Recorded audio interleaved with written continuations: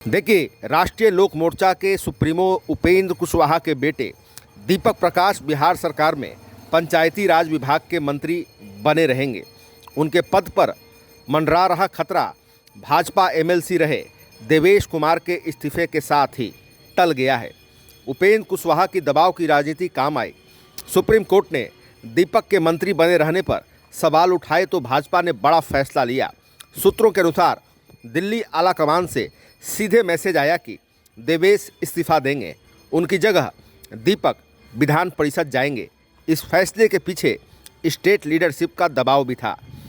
MLC Devesh Kumar का इस्तीफा किन परिस्थितियों में हुआ, भाजपा के लिए दीपक का मंत्री पद बचाना क्यों ज़रूरी था, अब देवेश कुमार का क्या होगा, ये तमाम चीज़ों को समझते हैं इस विशेष रिपोर्ट में विस्तार से। मगर इससे पहले आपने अभी तक इस चैनल को लाइक शेयर सब्सक्राइब फॉलो नहीं किया है, कृपया तुरंत कर लें। देखिए, बिहार विधानसभा चुनाव 2025 में उपेंद्र कुशवाहा की पार्टी राष्ट्रीय लोक मोर्चा के 4 विधायक चुने गए। इनमें से एक उनकी पत्नी स्नेहलता कुशवाहा हैं। बाकी के 3 विधायकों के टूटने की कई बार चर्चा हुई। भाजपा की ओर से पार्टी के विलय का दबाव बनाया गया, लेकिन उपेंद्र कुशवाहा तैयार नहीं हुए। कुशवाहा जानते थे कि किसी भी सदन का सदस्य नहीं होने के चलते उनके बेटे का मंत्री पद जा सकता है। इसके बाद भी बेटे से इस्तीफा नहीं दिलाया। उन्होंने सार्वजनिक तौर पर कहा कि दीपक प्रकाश 2-4 महीने के लिए नहीं बल्कि 2030 तक पूरे कार्यकाल के लिए मंत्री बने हैं। वह सिर्फ हमारी पार्टी की मर्जी से नहीं, एनडीए की सहमति से बने हैं। बिना किसी सदन का सदस्य बने मंत्री रहने का मामला सुप्रीम कोर्ट पहुंचा तो दीपक प्रकाश ने कहा, सरकार जवाब देगी। संविधान के प्रावधानों और एनडीए के नेताओं के आशीर्वाद से मंत्री पद पर हूं। देखिए, राजनीतिक जानकारों के अनुसार कुशवाहा जानते हैं कि बिहार में आगामी विधानसभा चुनावों को देखते हुए लव कुश कुर्मी कोयरी कुशवाहा समीकरण भाजपा के लिए कितना अहम है। इस प्रेशर पॉलिटिक्स का असर दिखा कि भाजपा आला कमान ने अपने एक एमएलसी से इस्तीफा दिलाकर दीपक प्रकाश को विधान परिषद भेजने और उनका मंत्री पद बचाने का रास्ता साफ किया। दिल्ली से फ़ोन आने के बाद देवेश ने शुक्रवार को सभापति अवधेश नारायण सिंह को इस्तीफा सौंप दिया। इस फैसले के लिए बिहार भाजपा के बड़े नेताओं का दबाव भी था। अब आइए जानते हैं कि देवेश कुमार का क्या होगा।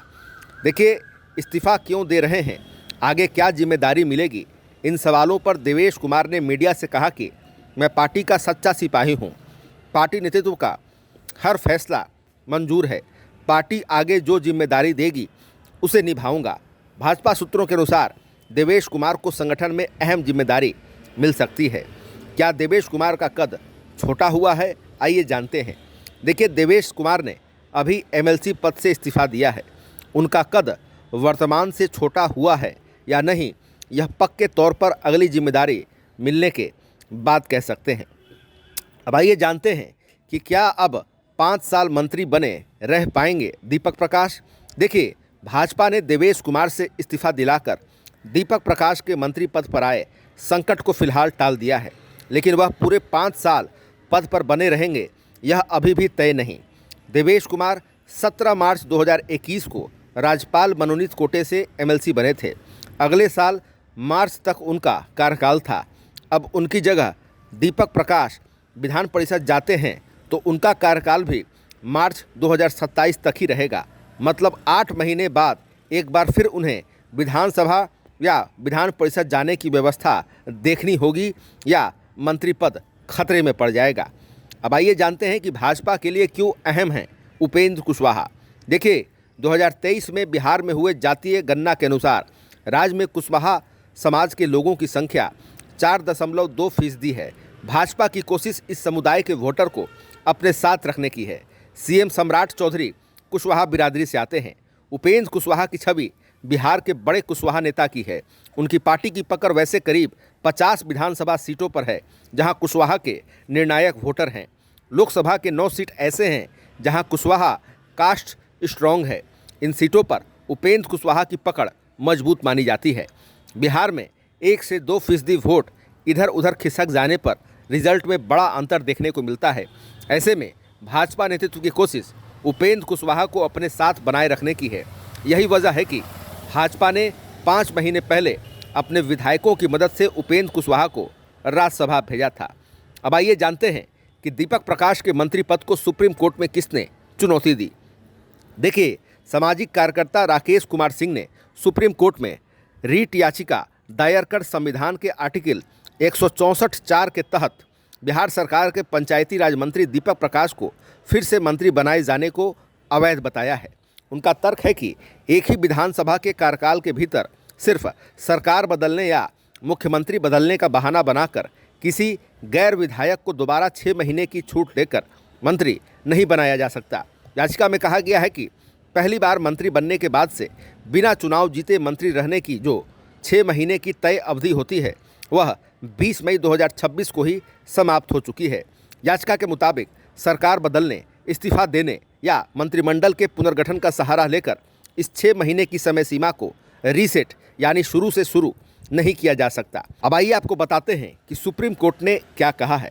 इस मामले पर 30 जुलाई को सुनवाई करते हुए मुख्य न्यायाधीश CJI सूर्यकांत और जस्टिस V मोहना की पीठ ने बिहार सरकार से यह स्पष्ट करने को कहा है कि बिना चुनाव जीते 6 महीने की अनिवार्य अवधि बीत जाने के बाद भी कोई मंत्री अपने पद पर कैसे बना रह सकता है। CJI सूर्यकांत ने कहा, यह पूरी तरह से कानून से जुड़ा सवाल है। राज्य सरकार को यह समझना होगा कि बिना निर्वाचित हुए कोई मंत्री 6 महीने से ज़्यादा समय तक पद पर कैसे बना रह सकता है। अगली सुनवाई 4 अगस्त को होगी। तो फिलहाल खबरों में इतना ही। बने रहिए दिलचस्प बड़ी खबरों के लिए द लीडर के साथ। आपको हमारा वीडियो पसंद आया हो, लाइक शेयर कमेंट जरूर कीजिएगा। आपने अभी तक इस चैनल को सब्सक्राइब फॉलो नहीं किया है, कृपया तुरंत कर लें। धन्यवाद।